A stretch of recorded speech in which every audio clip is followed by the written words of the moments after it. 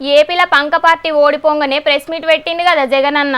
ఇక ప్రెస్ మీట్లా అక్క చెల్లెళ్ళ అనురాగాలు ఏమైనాయో, అవ్వతాతల ఆప్యాయతలు ఏమైనాయో అనుకుంటా బగ్గనే బాధపడ్డాడు. మేనిఫెస్టోను పవిత్ర గ్రంథం లెక్క అనుకొని ఇంటింటికి పథకాలు పంపిస్తే ఆఖరికి జనాలు గిట్లెట్లా డిసైడ్ చేసిండ్రని జగనన్న కళ్ళల్లో నీళ్లు కూడా తిరిగినాయి. ఇక ప్రెస్ మీట్ తర్వాత మళ్ళా ఇయ్యాల తాడేపల్లిలున్న పంక పార్టీ ఆఫీస్లో వైసీపీ ఎమ్మెల్సీలతోని మీటింగ్ పెట్టిండు జగనన్న. మరి గడ ఏమైందో ఏమేం మాట్లాడిండ్రో మీరే ఇన్నుండ్రి. ఏకంగా 99% వాగ్దానాలు అమలు చేశాం. ప్రతి ఇంటికి పంపించి టిక్కు పెట్టమని చెప్పి ప్రతి అడుగుతూ ఆ ప్రతి అక్క చెల్లెమ్మల ఆశీస్సులు తీసుకుంటూ ఆ ఇంట్లో ఉన్న అవ్వాతాతల దీవెనలు తీసుకుంటూ జనాలిచ్చిన షాకుకెళ్ళి ఇంకా కోలుకున్నట్టు లేడు కదా జగనన్న పాపం. మళ్ళా అవ్వతాతల ఆప్యాయతలని గదే ముచ్చట చెప్తున్నాడు. జగనన్న అయిందేదో అయిపోయింది, మళ్ళా ఎలక్షన్లు రానికి ఇంకా 5 ఏళ్ళ టైం ఉన్నది. మరి ఈ 5 ఏళ్ళు ఏం చేద్దాం అనుకుంటున్నారో గా దాని గురించి చెప్పన్నా. మళ్ళీ 5 సంవత్సరాలు కళ్ళు మూసుకుంటే 5 సంవత్సరాలు అయిపోతాయి. మళ్ళీ 5 సంవత్సరాల తర్వాత మన పాలన వస్తుంది, మన ప్రభుత్వం వస్తుంది. అగనట కళ్ళు మూసి తెరిచేలోపే 5 ఏళ్ళు అయిపోయినాయి. ఇప్పుడు కూడా కళ్ళు మూసి తెరిచేలోపే 5 ఏళ్ళు అయిపోయి మళ్ళా ఎలక్షన్లు వస్తాయి. ఎవరు నారాజు కావద్దు అని అందరికీ ధైర్యం చెప్పిండు. ప్రజల్లో ఈరోజు మనం చేసిన మంచి ఉంది. ఇంటింటికి మనం చేసిన మంచి ఇంకా బ్రతికే ఉంది.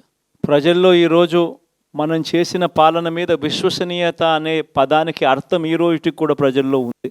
గడప గడపకు మనం చేసిన మంచి ఇంకా ప్రజల్లో బతికే ఉంది. అవు జగనన్న, మీరు గంత మంచి చేస్తే జనాలు ఓట్లెందుకేలేదే?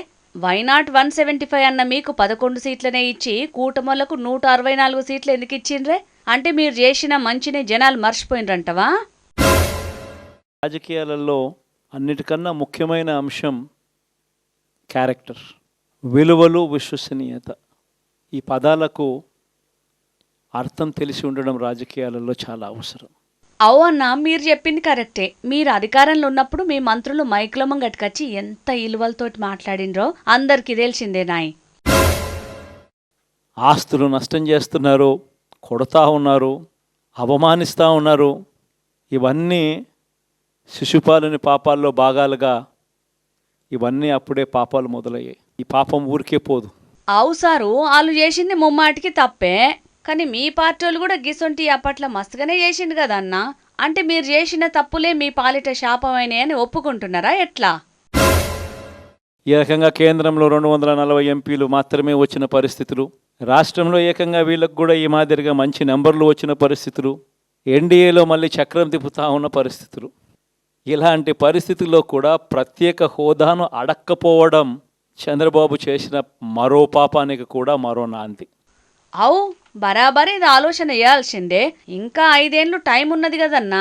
ముంగట చంద్రబాబు సారు కేంద్రాన్ని ప్రత్యేక హోదా అడుగుతాడా లేదా చూద్దాం గాని, మరి 5 ఏళ్ళు మీరు అధికారంలో ఉండంగా ప్రత్యేక హోదా గురించి గట్టి పోరాటం ఎందుకు చేయలేదన్నా?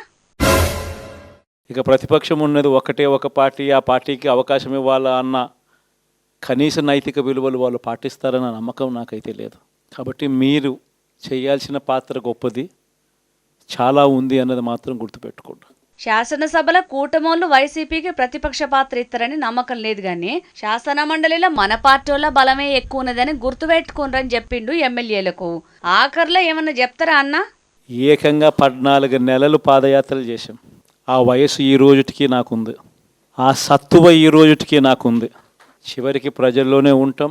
ప్రజలతో కలిసి పోరాడే కార్యక్రమం వేగంగా టైం గడిచే కొద్దీ మనము వేగంగా అడుగులు ముందుకు వేస్తాం. అదన్నట్టు మొత్తానికి కూటమోళ్ళు చేసే తప్పులను నిలదీసుకుంటా జనాల కోసం పోరాడదామని గట్టిగానే ధైర్యం చెప్పిండు జగనన్న. చూడాలి మరి ఏపీలో శాసనసభ సమావేశాలు షురు అయితే పరిస్థితి ఎట్లుంటుందో, ప్రజల కోసం పంక పార్టీలు ఏ తీరుగా పోరాడతారో గాని అధికారం పోగానే జగనన్నలనైతే బగ్గనే మార్పు వచ్చిందని అంటున్నారు సారు మాటలు నింటున్నోళ్ళు.